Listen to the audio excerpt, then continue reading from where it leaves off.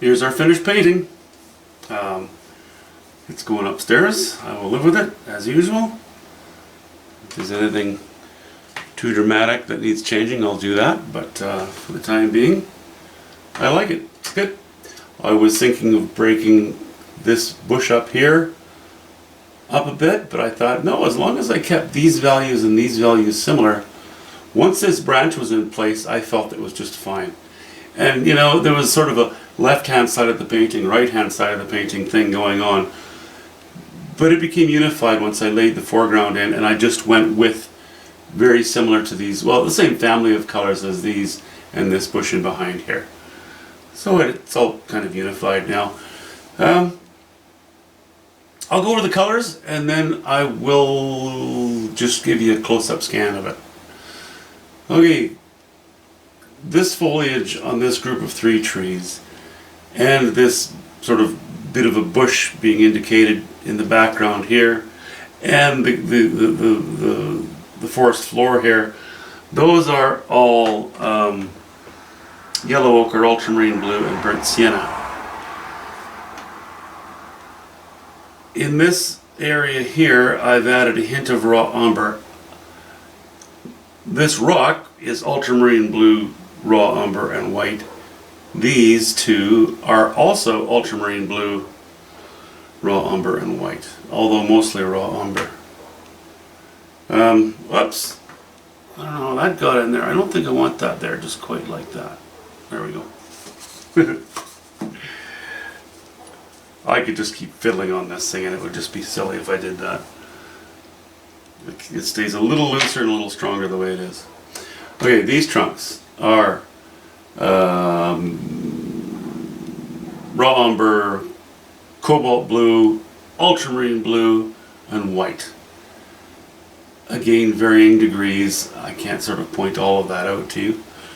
These trunks are burnt sienna, ultramarine blue, and white. This bush in the distance, where it's a little bit toned down, is burnt sienna and yellow ochre.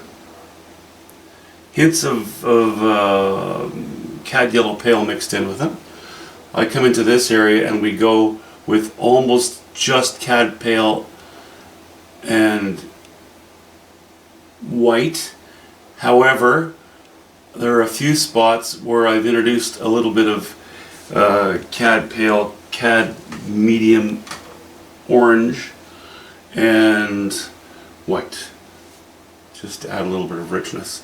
The highlights on this bush, that's cadmium orange and a bit of burnt sienna and white. The bush itself is yellow ochre, burnt sienna and white. Hints of alizarin crimson in places. This bush running through here, I laid it in with I think cobalt blue and cad red, hints of white here and there, hints of yellow ochre here and there, and then I highlighted it with some quinacridone magenta and a bit of white. In some cases quinacridone magenta and yellow ochre and white. Down here we're sort of back into this territory. We're looking at yellow ochre, burnt sienna, and white. Hints of ultramarine blue in places. The foliage on this tree, I've stayed away from ultramarine blue, gone pretty much only to cobalt blue and burnt sienna and white.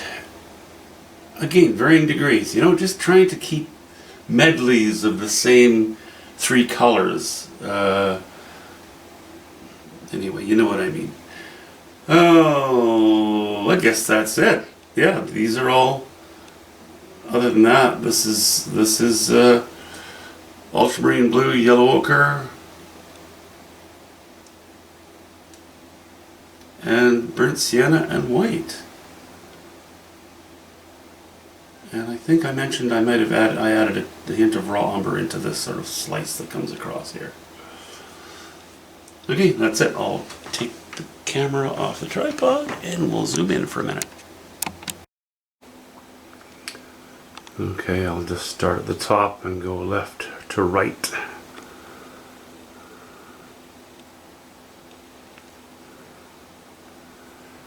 really just showing some of the nice knife strokes. On this branch on the top, I've left them with not as hard edges, not as hard lines in them, because it is close to the edge of the canvas, so I did not want that to appear too strong. And you can start to see how messy some of this stuff is. Very messy up close. Which is why it's so important to back up now and then. Otherwise you'll kind of lose perspective. When you sit up close and you never back up, you'll end up fixing, quote unquote, no, air quotes I should say, little areas that really don't need fixing. Part of the beauty of them is often that they are so coarse. I'm just gonna zoom in and out in my amateurish way here. You know, and sometimes I'll put a blob in and I get a little paranoid about it and think, oh, that's too much of a blob. It's more of a reaction, and a foolish one at that. Sometimes you should just leave those things there.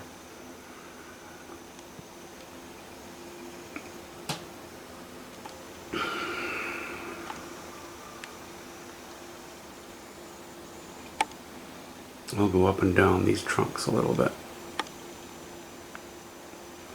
You know, you can see a lot of the dark of the underpainting just left through. That way I don't have to paint lines, I'm just leaving lines.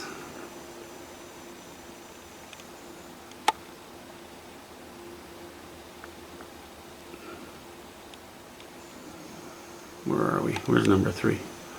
There it is. See how I'm keeping the tree tops dark at the top for the most part, because they're under the umbrella of their own foliage. Where's my super highlighted area? Yeah, that's, you know, you can see in that brush stroke, there are hairs on the brush that contain only titanium white, but very few. Mostly there's a bit of cad yellow pale mixed in with it. Hope I'm not going to give anybody a seizure with this camera bouncing around. And that trunk, yeah, you know, it's more in the shade. Then we have the one that's more in the sun. Okay, that's probably a little too close to be helpful.